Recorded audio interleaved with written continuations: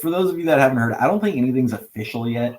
But it's sounding like Justin Viele is going to go ahead to Texas, and it's official. Probably be an assistant hitting coach. Is it official now? Yeah, I mean the ball club hasn't announced it, but I think what was it? It was either Nightingale or Heyman or one of them announced it. They did. Okay, I must have missed that one. But all right, so Vile's going to Texas, and then I saw Guerrero was interviewing. Where was he interviewing? It wasn't Texas. It wasn't Texas. What was it? I want to say Houston, but that doesn't sound right. Either way, both of them are interviewing. They potentially both are on their way out. I have a feeling they are going to be both on their way out because I don't think they'd be interviewing elsewhere if Posey had any intentions of keeping them around here. This is probably like a, hey, go, we're going to replace you anyway, so go interview. Try and make it look better for yourself. Marlins, okay. I was like, I know it wasn't the Rangers. That's all I knew. But both guys are out, and Burrell is sticking around from, at least for now, it sounds like. I don't know if they're going to go hire more assistants. I mean, technically, Viele and Burrell neither was an assistant. They were both just hitting coaches. So I don't know if maybe they're going to do, just Burrell as the hitting coach, or if they're going to get him some assistants, or what the deal is there. I know they were talking about Damon Minor potentially getting hired up as an option. He's been with Sacramento since, I think, 2016 was his first year there. So he's got a lot of track record. So I have my thoughts, but I'll kick it to you guys first. So let's hear. Yeah. Oh, and Rob just pops in Ishikawa as a possible option as well. Ricky, you go because the caveman rant is building up. Got you. First thoughts for me. I think it's very clear a change was very much so needed ever since Donnie Ecker left. I think that's clear as day. Whether it's Vile's fault, Guerrero's fault, Burrell's fault, it really doesn't matter to me. You need fresh faces in there. And for me, it's whether you want to, rag on Burrell because he's not the analytics guy, that's fine. But for me, he was only there for one season. And these issues came far before Burrell came in. And ultimately, I think at some point when you're putting out below average offense, regardless of who's on the field, and you see the approach night in, night out with runners in scoring position being just absolutely dreadful, it's time to make some changes and bring in new hitters and bring in new coaching and change something up, because you just cannot continue to run the same coaches out there. For years, we had this massive coaching staff, and for some reason, we can't get the most out of our players. It's unacceptable, and it gets to the point where you just need to move on. I know a lot of guys within the Giants organization were very high on Viele. Say a lot of people have said he's a very smart guy and his analytics approach was very high level. But for me, it's ultimately we're seeing just hitters not being aggressive enough in this lineup for the last, honestly, 4 to 5 years. And I think it's time that we just find somebody who can bring in a new approach and a new mindset. So I was all for these moves. This is something I think we had wanted since probably prior to even last season. So that's pretty much where I'm at with those two guys leaving. Yeah, all I have to say is I'm not hearing the sound if you're playing. Dang, I'm playing it as loud as I can. It's an applause, so whatever. Yeah, so just imagine you just heard a loud applause. Yeah, that's my reaction right there. Here's the thing. 2021 offense was pretty solid, man. Can't really complain. Under Donnie Ecker, not too bad. Donnie Ecker leaves. They plug in Golden Boy Viele, and the offense turns to with the little bird left on the tree. And it's been consistent like that ever since. And it blew my mind when, all the fans are coming out and saying, oh, it's Pat Burrell's fault. Oh, Pat the bat, blah, blah, blah, blah, blah. And it's like, bro, the same offensive issues that were plaguing the team during this past 2024 season were affecting the team in 2023. And we're also affecting the team in 2022. And who is the common denominator for these last couple of years? Justin Viele. All right. And yes, the argument can be made. It's, the players, not the coaches. But isn't it the coach's responsibility to get the best production possible out of your players, not the absolute worst? So the only one you can point a finger to is Justin Viele. I'm sorry. And yes, I know you had, guys like Luis Matos and Elliot Ramos come out and they're like, hey, give credit a lot to Justin Viele, blah, blah, blah. You really think they're going to bash their hitting coach? Like, that's obviously not going to happen. Yeah, he probably helped out to an extent, but we're looking at the team as a whole. We're not just going to point out, this one breakout season from Elliot Ramos that, mind you, wouldn't have even happened if it wasn't for an act of God with 6-7 injuries on the team ahead of him. But that's a different story. So yeah, dude, it's a no-brainer. Dude had to go. Like, he was trash. He had to go. I'm sorry. He can kick rocks. He can go to Texas. Adios. Have fun down there, man. Get out of here. Pedro, get out of here. I didn't even know what you did, Pedro. It's time to just let Pat Burrell run the show with this new coaching staff, with this revamped front office. If you want to bring up Damon Minor, he did pretty damn well with the Sacramento squad. Bring him up by all means, but it was long overdue, my guy. It was long overdue to get a change as far as the hitting coach is concerned, so we can actually see the offensive breakout from this team and these guys who are clearly talented on the roster, and just see some improvement, because I'm tired of being mediocre. I'm sorry. I'm going to bust out a vote for Pedro shirt. Vote for Pedro. Oh, God. Yeah, I mean, okay, I'm not going to be as strong on Viele as Dan was, but a lot of people, and as a few people have mentioned, LJ in the chat mentioned it. The players aren't going to bash the guy, unfortunately. Like Dan said, for professional reasons, you just don't. Even under anonymity, I might have just butchered that, but I can't talk tonight. You don't go out and just start bashing the guys.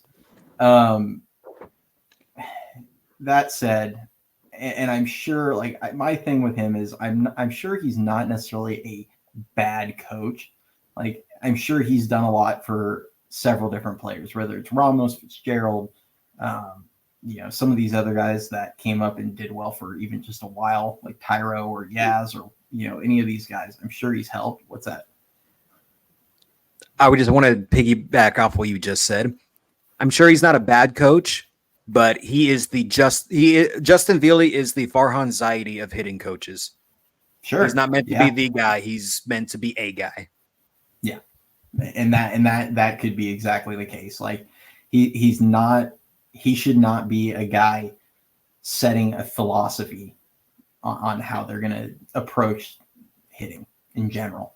And it was very clear that the Giants need a just philosophical shift of what their plan is in the box, because it's been one of the worst situational hitting teams I've ever seen over the last couple of years. Specifically 23 and 24. Like, these were just dreadful in those situations. And that's the biggest thing. Like, I'm sure he's done things to help people, but it's just time to make a change. The organization needs a change. Some of it could be the players. Some of it could be the front office. I mean, for all we know, Farhan Zaidi, who had his little grubby fingers and everything, probably told him, okay, we need to see more pitches. We need to, work the counts and everything, and just draw more walks. And yeah, that could have easily been the case. So it might not be 100% Justin Viele, but you're either fixing it or you're allowing it to happen, and they never fixed it. So Justin Viele, it was time to go. And I wish him well in Texas or wherever he ends up. I can't, did Pat Burrell do a great job last season? Probably not. But am I going to dump a guy after 1 year when most of the issues predate his arrival? No, I'm not. He's done good work with hitters down in San Jose when he was down there. Some of these guys did a good job last season under him. I would give him more time. And Damon Minor, similar to Burrell, he was in AAA. Yes, he was probably having to enforce some of the philosophies of Farhan in the front office and things like that. But he also was there prior to that. So I kind of have some faith that that's not necessarily like his philosophy. He's probably doing more, the good soldier. You're doing more what you're told. So I wouldn't mind that. I wouldn't mind a guy like Ishikawa, who just kind of more recently got into the hitting coach game. So I pretty much fall right in line with you guys. Like, it was just time. It was time for a change. Like, you can't just be the organizational definition of insanity and doing the same crap every year and expecting a different result next season. So that's all I got there. That's gonna be my rant for the day. I kept my rant at a 4 out of 10. I could have got mean. Yeah, one other thing I'd like to add too onto the Viele topic is, a lot of fans are worried that, losing an analytic driven hitting coach like that is really going to set the team back, since, analytics is the current trend, and as far as, front offices go, coaching goes, everything. And my thing is, losing a guy like Viele isn't like, it's not like he's somebody that is irreplaceable. Like, analytics guys are all over the league. You can find him anywhere. He's not a rare breed or anything like that. You can still bring in an analytics driven guy like Viele was, but somebody that still comes in with a different approach to hitting, and then still blend that in with a guy like Burrell, assuming that he gets kept around. My issue is just, again, the situational hitting, 2-strike approach, and keeping things a little bit more simple for these guys, because oftentimes it's, you have a team that's bottom 10 in homers across the league, and they're constantly trying to yank balls out of the yard. And then when it comes to, guys on second and third with less than 2 outs, there's zero situational hitting. There's zero approach. It's like, one way or another, they're just going to go up there. They're going to look for their walk. They're going to look for one specific pitch. And if they don't get it, they're not swinging the bat. If they're looking for, a slider low and away, nope, they're not swinging at that fastball down the middle of the plate. They're looking for one specific pitch, and it's, you can't just look at it that way. You have to have some kind of nuance to hitting. When it comes down to 2 strikes, you got to shorten up. And if you have a guy in third with less than 2 outs, you got to look for a pitch up and drive it into the outfield and try to get more sac flies. It's something the team just really struggled with. I mean, I think all of us were in the same boat. Every time this lineup came up with bases loaded and no outs, we were all fearful of what was going to happen next, because we knew every single time it was just going to be constantly just strikeout, pop up, and just, there's just no fight in the lineup. And yes, some of it is the hitters that were being put out there every day, 100%. But a lot of it is on coaching and their approach too. Like, there's no excuse for guys just not swinging at very hittable pitches with 2 strikes and not protecting, plain and simple. I think it was in August, I shared a stat with Cody, and the Giants were about 30% higher than the next closest team in the league in terms of watching a fastball just go right down the middle and not even attempting to swing at it. They were 30% higher than the next team. Do you know how insane of a stat that is? And it's not just through 1 month. That was through like a little over half of the season. I don't know what it ended up being at. I would love to pull that number again, but just to think about that is insanity. So that alone is a reason for dude to kick rock. So adios, brother. You won't be missed. I'm trying to find, I don't remember who it was. I think it was like the Cleveland hitting coach, maybe, who put out like his pillars of hitting or something. Like, it was like his philosophy was like 7 different things that he preaches. And this was an analytics driven guy. And, yes, one of them is like, don't be afraid to strike out, but it was like, hunt your pitch, attack fastballs early. Like, this was a guy that had a legitimate plan when you're in the box. And like, yeah, you're going to fail. It's a game of failure. The best players in the world fail 7 out of 10 times at the plate. Like, that's just the reality. And hitting's hard. I mean, now it's really like a lot of the best players in the world fail about 7.5 times out of 10. I mean, it's a difficult game, but you Man. know, this team is just terrible at moving guys over and getting them in constantly. So it just, yeah, I got sick of watching the 2-0, you know, as George says, you know, nothing like watching a fastball and a 2-0, 3-0, 3-1 count go by for a called strike. Yeah. So many times. How many times did we see a grooved fastball? And it's just like, what are you looking for? Like, are you looking for a hanger? Like, it's a fastball down the middle. Swing at the damn thing. I mean, bro, there was no philosophy. You know, for all I know, with Ville being a weirdo, he's probably someone like, oh, well, you know, if it's a left-handed pitcher and you're a right-handed hitter, you have to wait until the sun is rising from the southeast at 15 degrees, and you got a 3% wind gust coming in from the southeast, and then if you see the pitch come from a 3/4 angle, if it doesn't look like it's going to be a fastball down the middle, you watch it. You try to take that walk. That's just how the approach seemed, bro, coming up. When, like you said, with 2-0, 3-0 counts, I was like, here we go, man.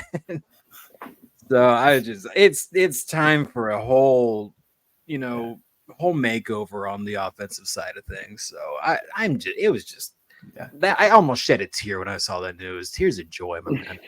Yeah. You know, it's like, and I'm jealous, frankly. I have a buddy, he's a big Reds fan. I know he was watching a little bit ago, but they just hired Francona.